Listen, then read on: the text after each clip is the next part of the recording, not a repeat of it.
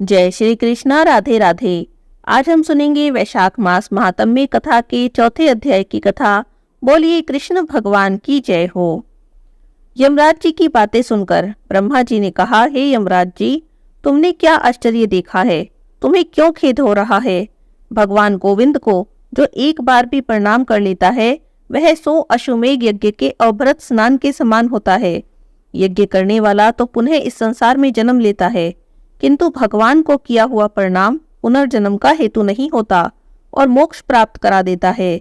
जिसकी जिह्वा के अग्रभाग पर हरि ये 2 अक्षर विद्यमान हैं, उसको कुरुक्षेत्र तीर्थ के सेवन और सरस्वती नदी के जल में स्नान करने से क्या लेना देना। जो मृत्यु काल में भगवान विष्णु का स्मरण करता है वह अभक्ष्य भक्ष्य आदि से प्राप्त हुई पाप राशि का परित्याग करके भगवान विष्णु के सायुज्य को पाता है, क्योंकि भगवान विष्णु को अपना स्मरण बहुत ही प्रिय है। हे यमराज जी, इसी प्रकार वैशाख नामक मास भी भगवान विष्णु को बहुत प्रिय है, जिसके धर्म को श्रवण करने मात्र से मनुष्य सत्पापों से मुक्त हो जाते हैं। उसके अनुष्ठान में तत्पर रहने वाला मनुष्य यदि मुक्ति को प्राप्त हो तो उसके लिए क्या कहना है। वैशाख के महीने में भगवान पुरुषोत्तम के नाम और यश का गान किया जाता है, जिससे भगवान बहुत ही प्रसन्न होते हैं। पुरुषोत्तम श्री हरि संपूर्ण जगत के स्वामी हैं और हमारे जनक हैं। यह राजा कीर्तिमान वैशाख के महीने में उन्हीं भगवान के प्रिय धर्मों का अनुष्ठान करता है, जिससे प्रसन्नचित होकर भगवान विष्णु सदा उसकी सहायता करते हैं। भगवान वासुदेव के भक्तों का कभी भी अमंगल नहीं होता। उन्हें जन्म मृत्यु जरा और व्याधि का भय प्राप्त नहीं होता। कार्य में नियुक्त हुआ पुरुष यदि अपनी पूरी शक्ति लगाकर स्वामी के कार्य साधन की चेष्टा करता है तो उतने से ही वह कृतार्थ हो जाता है। यदि शक्ति से बाहर का कार्य उपस्थित हो जाए तो स्वामी को उसकी सूचना दे दे। उतना कर देने से वह उऋण हो जाता है और सुख का भागी होता है। जिसने उस प्रयोजन को स्वामी से निवेदित कर दिया उसके ऊपर ना तो कोई ऋण है और ना ही कोई पातक ही लगता है। अपने कर्तव्य पालन के लिए पूरा यत्न कर लेने पर प्राणी का कोई अपराध नहीं रहता। यह कार्य तुम्हारे लिए असंभव है, अतः इसके विषय में तुम्हें शोक नहीं करना चाहिए। ब्रह्मा जी के ऐसा कहने पर यमराज जी ने दीन वाणी में कहा, हे तात, मैंने आपके चरणों की सेवा से सब कुछ पा लिया।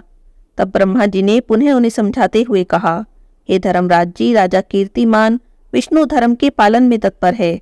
चलो हम लोग भगवान विष्णु के ही पास चलते हैं और उन्हें सब बातें बताकर उनके कथनानुसार कार्य किया जाएगा। वे ही इस जगत के कर्ता हैं और धर्म के रक्षक हैं। इस प्रकार यमराज जी को आश्वासन देकर ब्रह्मा जी उनके साथ क्षीर सागर के तट पर गए। वहां पर उन्होंने सच्चिदानंद रूप गुणातीत भगवान विष्णु का स्तवन किया। ब्रह्मा जी की स्तुति से संतुष्ट होकर भगवान विष्णु वहां पर प्रकट हुए। तब यमराज जी और ब्रह्मा जी ने उनके चरणों में मस्तक झुकाया। भगवान विष्णु ने मेघ के समान गंभीर वाणी में उन दोनों से कहा कि आप लोग यहाँ पर क्यों आए हो। तब ब्रह्मा जी ने कहा, हे प्रभु, आपके श्रेष्ठ भक्त राजा कीर्तिमान के शासनकाल में सब मनुष्य वैशाख धर्म के पालन में संलग्न रहते हैं और आपके अविनाशी पद को प्राप्त हो रहे हैं। इससे यमपुरी सोनी हो गई है। उनके ऐसा कहने पर भगवान विष्णु हंसते हुए कहने लगे कि मैं लक्ष्मी को त्याग दूंगा। अपने प्राण, शरीर, श्रीवत्स, कौस्तुभ मणि, वैजंती माला, श्वेतदीप, वैकुंठ धाम, क्षीर सागर, शेषनाग और गरुड़ जी को भी छोड़ दूंगा, परंतु अपने भक्त का त्याग नहीं करूंगा, जिसने मेरे लिए सब भोगों का त्याग करके अपना जीवन तक मुझे सौंप दिया है। जो मुझ में ही मन लगाकर मेरे स्वरूप हो गए हैं, उन महाभाग भक्तों को भला मैं कैसे त्याग सकता हूँ। राजा कीर्तिमान को इस पृथ्वी पर मैंने 10,000 वर्षों की आयु दी है। उसमें से 8,000 वर्ष बीत गए। शेष आयु और बीत जाने पर उसे मेरा सायुज्य प्राप्त होगा। उसके बाद पृथ्वी पर येन नाम का दुष्ट आत्मा राजा होगा, जो संपूर्ण वेदोक्त महाधर्मों का लोप कर देगा। उस समय वैशाख मास के धर्म भी छिन्न भिन्न हो जाएंगे। येन अपने ही पाप से भस्म हो जाएगा और उसके बाद मैं पृथु होकर पुनः सब धर्मों का प्रचार करूंगा। उस समय लोगों में वैशाख मास के धर्मों को भी प्रसिद्ध करूंगा। सहस्त्रों मनुष्यों में कोई ऐसा होता है जो मुझ में अपना मन प्राण अर्पित करके अपना सर्वस्व मुझे समर्पित कर दे और मेरा भक्त हो जाए। जो ऐसा होता है वही मेरे धर्मों का प्रचार करता है। इस वैशाख मास में भी मैं वैशाख धर्म में तत्पर रहने वाले महात्मा पुरुषों और राजा के द्वारा समय अनुसार तुम्हारे लिए भाग दिलवाऊंगा। हे यमराज जी, इस लोक में जो कोई भी वैशाख मास का व्रत करेंगे वे तुम्हें भाग देने वाले होंगे। उनके वैशाख मास में बताए हुए महाधर्म के पालन में तुम कभी कोई विघ्न उपस्थित न करना। यमराज जी को इस प्रकार का आश्वासन देकर भगवान विष्णु वहीं पर अंतर्ध्यान हो गए और ब्रह्मा जी भी अपने सेवकों के साथ सत्यलोक को चले गए। उसके बाद यमराज जी भी अपनी पुरी को पधारे। वैशाख मास की पूर्णिमा को पहले धर्मराज जी के उद्देश्य से जल से भरा हुआ घड़ा, दही और अन्न दान करना चाहिए और उसके बाद पितरों, गुरुओं, भगवान विष्णु के उद्देश्य से शीतल जल, दही, अन्न, पान और दक्षिणा फल के साथ कांसे के पात्र में रखकर ब्राह्मण को देना चाहिए। भगवान विष्णु की दिव्य प्रतिमा वैशाख मास की महात्म्य कथा सुनाने वाले ब्राह्मण को देनी चाहिए। उस धर्मवक्ता ब्राह्मण को अपने धन से पूजित करना चाहिए। राजा कीर्तिमान ने सब कुछ इसी प्रकार किया। उन्होंने पृथ्वी पर मनोवांछित फल भोग कर शेष आयु पूर्ण होने के बाद पुत्र पौत्र आदि के साथ श्री विष्णु जी के धाम को प्रस्थान किया। श्रुतदेव जी की बातें सुनकर मिथिलापति ने कहा, हे महामते, दुरात्मा राजा येन प्रथम मनवंतर में हुआ था और ये राजा इक्ष्वाकु कुलभूषण कीर्तिमान वैवस्वत मनवंतर के व्यक्ति हैं। यह बात पहले मैंने आपके मुख से सुन रखी है, परंतु इस समय आपने कुछ और ही बात कही कि यह राजा जब वैकुंठवासी हो जाएंगे उसके बाद राजा येन उत्पन्न होंगे। मेरे इस संशय को आप दूर करें। तब श्रुतदेव जी ने कहा, हे राजन, पुराणों में जो विषमता प्रतीत होती है वह युग भेद और कल्प भेद की व्यवस्था के अनुसार होती है। इसीलिए कहीं किसी कथा में समय की विपरीतता देखकर उसके अप्रमाणिक होने की आशंका नहीं करनी चाहिए। हे राजन, मेष राशि में सूर्य के स्थित रहने पर जो वैशाख मास में प्रातःकाल स्नान करता है और भगवान विष्णु की पूजा करके इस कथा को सुनता है, वह सभी पापों से मुक्त हो जाता है और विष्णु जी के परम धाम को प्राप्त करता है। इस विषय में एक प्राचीन इतिहास भी है जो सब पापों का नाशक, पवित्र कारक, धर्मानुकूल, वंदनीय और पुरातन है। मैं आपसे कहता हूँ, आप ध्यान से सुनो। गोदावरी नदी के तट पर शुभ ब्रह्मेश्वर तीर्थ में महर्षि दुर्वासा के 2 शिष्य रहते थे जो परमहंस, ब्रह्मनिष्ठ, उपनिषद विद्या में परिनिष्ठ थे, इच्छाओं से रहित थे। वे भिक्षा मात्र भोजन करते थे और पुण्य में जीवन बिताते हुए गुफा में निवास करते थे। उनमें से एक का नाम था सत्यनिष्ठ और दूसरे का नाम था तपोनिष्ठ। वे इन्हीं नामों से तीनों लोकों में विख्यात थे। सत्यनिष्ठ सदा ही भगवान विष्णु की कथा में तत्पर रहते थे। जब कोई श्रोता या वक्ता नहीं होता तब वे अपना नित्य कर्म किया करते थे। यदि कोई श्रोता यानी सुनने वाला होता तो वे उसे निरंतर भगवत कथा सुनाते, और यदि कोई कथावाचक भगवान विष्णु की कल्याणमय पवित्र कथा कहता तो वे अपने सब कार्य छोड़कर उसी क्षण कथा को सुनने लगते। वे अत्यंत दूर के तीर्थों, देव मंदिरों को छोड़कर और कथा विरोधी कर्मों का परित्याग करके भगवान की दिव्य कथा सुनते थे और श्रोताओं को भी सुनाते थे। कथा समाप्त होने पर सत्यनिष्ठ अपने और कार्य करते थे। कथा सुनने वाले पुरुष को जन्म मृत्यु में संसार बंधन की प्राप्ति नहीं होती, उसके अंतःकरण की शुद्धि होती है। भगवान विष्णु में जो अनुराग की कमी रहती है वह भी दूर हो जाती है और उनके प्रति गाढ़ अनुराग होता है। साथ ही साधु पुरुषों के प्रति सौहार्द बढ़ता है।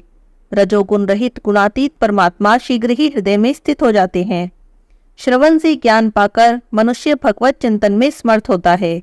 श्रवण, ध्यान और मनन यह वेदों में अनेक प्रकार से बताया गया है। जहाँ भगवान विष्णु की कथा न होती हो, जहाँ साधु पुरुष न रहते हो, वह स्थान साक्षात गंगा तट ही क्यों ना हो, उसे त्याग देना चाहिए। जिस स्थान पर तुलसी ना हो, भगवान विष्णु का मंदिर ना हो, ऐसा स्थान निवास करने योग्य नहीं होता। यह निश्चय करके मुनिवर सत्यनिष्ठ सदा ही भगवान विष्णु की कथा और चिंतन में संलग्न रहते थे। दुर्वासा ऋषि के दूसरे शिष्य तपोनिष्ठ दुराग्रह पूर्व कर्मों में तत्पर रहते। वह भगवान की कथा छोड़कर अपना कर्म पूरा करने के लिए इधर उधर हट जाते। कथा की अवहेलना से उन्हें बड़ा कष्ट उठाना पड़ता। आखिरकार सत्यनिष्ठ ने ही उनका संकट से उद्धार किया। जहाँ लोगों के पापों का नाश करने वाली भगवान विष्णु की पवित्र कथा होती है, वहाँ सब तीर्थ, अनेक प्रकार के क्षेत्र स्थित रहते हैं। जहाँ विष्णु कथा रूपी पुण्यमय नदी बहती है, उस देश में निवास करने वालों की मुक्ति उनके हाथों में ही है। पूर्व काल में पांचाल देश में पुरुयशा नाम के एक राजा थे, जो पुण्यशील और बुद्धिमान राजा भूरियशा के पुत्र थे। पिता के मरने पर पुरुयशा राज्य सिंहासन पर बैठे। वे धर्म की अभिलाषा रखने वाले थे, शूरवीर थे, उदारता आदि गुणों से संपन्न थे। उन महामती नरेश ने अपने धर्म के अनुसार पृथ्वी का पालन किया। कुछ काल के बाद राजा का धन नष्ट हो गया। हाथी घोड़े बड़े बड़े रोगों से पीड़ित होकर मर गए। उनके राज्य में भारी अकाल पड़ गया जो मनुष्यों का अत्यंत विनाश करने वाला था। पांचाल नरेश राजा पुरुयशा को निर्बल जानकर उनके शत्रुओं ने आक्रमण कर दिया और युद्ध में उन्हें जीत लिया। उसके बाद पराजित हुए राजा ने अपनी पत्नी के साथ पर्वत की कंदरा में प्रवेश किया। साथ में दासी आदि सेवकगण भी थे। इस प्रकार छिपे रहकर राजा मन ही मन विचार करने लगा कि मेरी यह क्या अवस्था हो गई। मैं जन्म और कर्म से शुद्ध हूँ, माता पिता के हित में तत्पर रहता हूँ, गुरु भक्त, उदार, ब्राह्मणों का सेवक, धर्म पारायण, सब प्राणियों के प्रति दयालु, देव पूजक और जितेंद्रिय भी हूँ। फिर किस कर्म से मुझे यह विशेष दुख देने वाली दरिद्रता प्राप्त हुई? किस कर्म से मेरी पराजय हुई और किस कर्म के कारण मुझे यह वनवास हुआ? इस प्रकार चिंता से व्याकुल होकर राजा ने बड़े खिन्न चित्त से अपने गुरु मुनि श्रेष्ठ याज और उपयाज का स्मरण किया। राजा की आह्वान करने पर दोनों बुद्धिमान मुनि वहां पर आए। उन्हें देखकर राजा उठकर खड़े हो गए और भक्ति भाव के साथ गुरु के चरणों में मस्तक रखकर उन्होंने प्रणाम किया।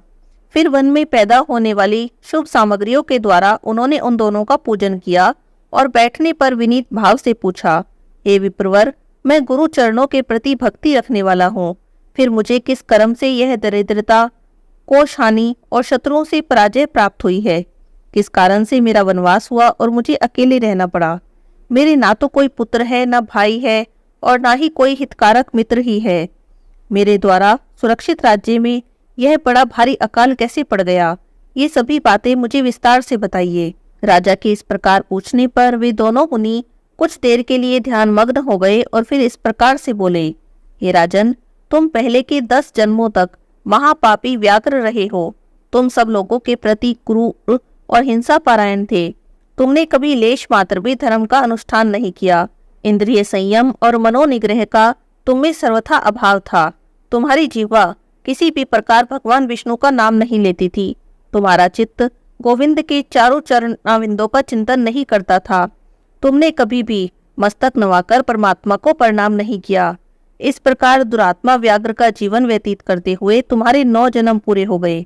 10वां जन्म प्राप्त होने पर तुम सहे पर्वत पर पुनः व्याघ्र हुए। वहां सब लोगों के प्रति क्रूरता करना ही तुम्हारा स्वभाव था।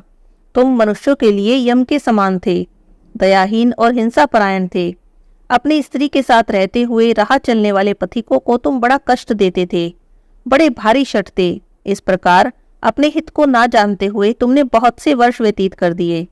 जिनके छोटे छोटे बच्चे हैं, ऐसे मृगों और पक्षियों का वध करने के कारण तुम दयाहीन दुर्बुद्धि को इस जन्म में कोई पुत्र प्राप्त नहीं हुआ।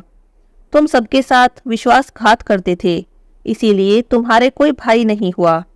मार्ग में सबको पीड़ा देते थे, इसीलिए तुम मित्र रहित हो।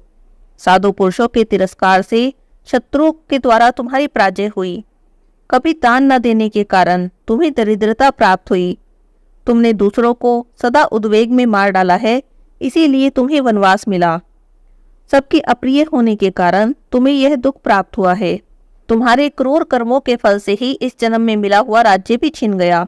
वैशाख मास की गर्मी में तुमने एक दिन एक ऋषि को दूर से ही तालाब बता दिया था और हवा के लिए पलाश का एक सूखा पत्ता भी दिया था। बस जीवन में इस एक ही पुण्य के कारण तुम्हारा यह जन्म अत्यंत पवित्र राजवंश में हुआ है। अब यदि तुम सुख, राज्य, धन आदि संपत्ति, स्वर्ग और मोक्ष चाहते हो अथवा सायुज्य और श्रीहरि के पद की अभिलाषा रखते हो तो वैशाख मास के धर्मों का पालन करो। इस प्रकार तुम सब प्रकार से सुखी हो जाओगे।